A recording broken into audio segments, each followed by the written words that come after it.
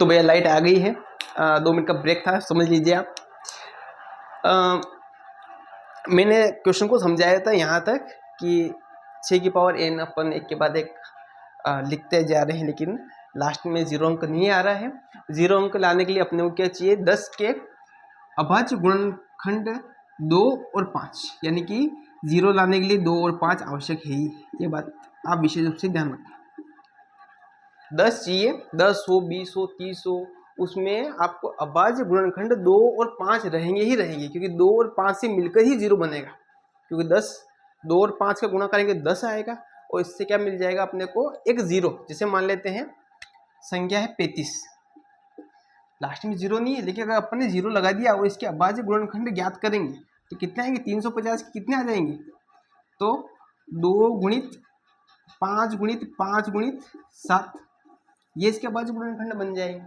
कैसे बनेंगे, क्योंकि 35 के लिए तो 7 और 5 ही से, और 10 के लिए 2 और 5 है, यानी 2 और 5 किसी भी संख्या जिसके लास्ट में 0 है उसके अभाज्य गुणनखंड निश्चित है।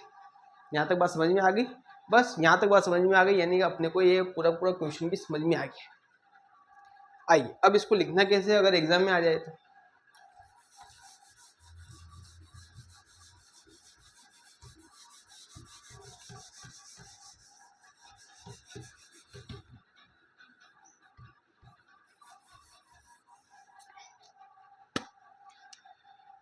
यहाँ पर लिखना अपने को उत्तर। अब करना कुछ नहीं, जो अपने मन में है वही लिखना है, ऐसा कोई रटाटा नहीं मानना है, जो है वो लिखना है। जांच कीजिए कि क्या किसी प्राकृत संख्या n के लिए संख्या n की पावर 6 की पावर n अंक 0 पर समाप्त होगी। लिख देना पहली चीज, क्या नहीं होगी, नहीं, क्योंकि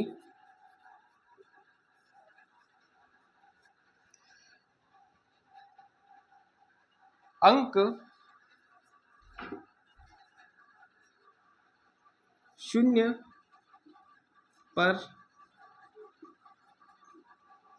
समाप्त होने वाली संख्या के अभाज्य गुणनखंड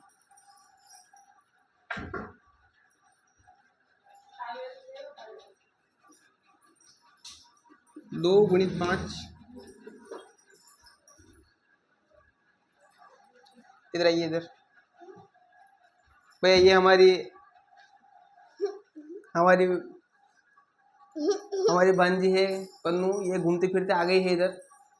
कन्नू ऐसा ही करो ऊपर, क्या दिख रही है कन्नू, दिख रही है आपको सभी को, नहीं दिख रही हो तो कन्नू चलो भैया, ध्यान से ध्यान से ध्यान से। अभाज्य गुणनखंड 2 गुणित 5 क्या लिखा हुआ है, नहीं, क्योंकि अंक 0 पर समाप्त होने वाली संख्या के अभाज्य गुणनखंड 2 गुणित 5 होते हैं।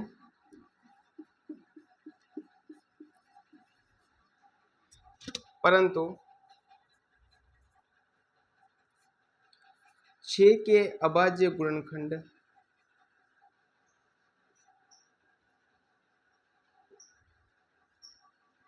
कितने, 6 कितने, 2 गुणित 3, 2 गुणित 3,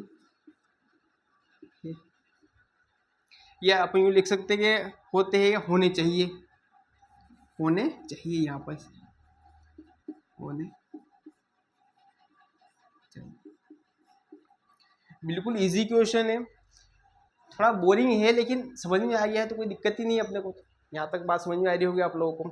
और दूसरी बात ये है कि एक बार एग्जाम में पूछा गया है, सन वगैरह तो मैं भूल गया हूँ, लेकिन ये एक बार एग्जाम में पूछा गया है, शायद किसी पूर्व एग्जाम में पूछा गया है, तो विशेष रूप से ये इम्पोर्टेंट क्वेश्चन भी रहा है। तो ठीक है, अगला क्वेश्चन अपन पढ़ेंगे थोड़ी देर बाद।